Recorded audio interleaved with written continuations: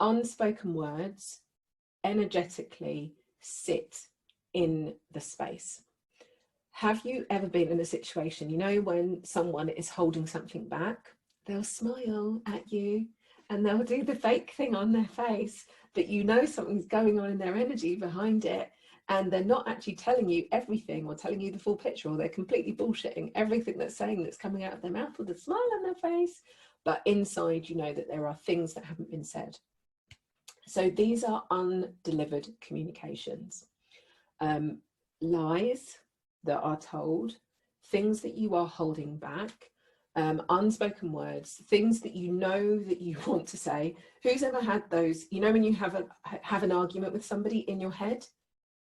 Whoever does that, you know, when you're like, and you're so awesome in that argument, aren't you? You say everything and it sounds really good and you're like, oh my god, you have that, oh my god, it was brilliant.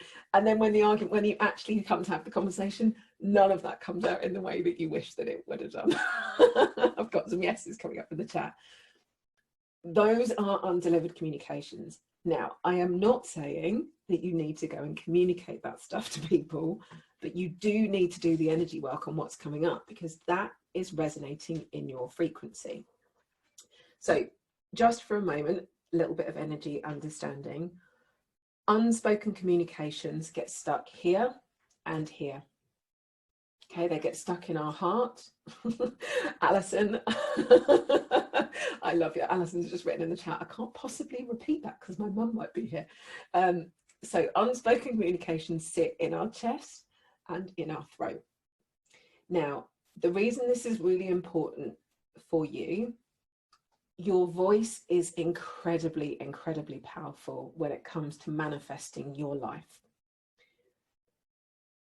If your voice is not congruent, if you are holding things back, if you are holding lies, if there's something going on here where you haven't spoken truthfully, every word that you say, imagine is coming through. If you imagine the resistance is like darkness or heaviness or crap, like all unspoken stuff here, everything you're manifesting is going through that space.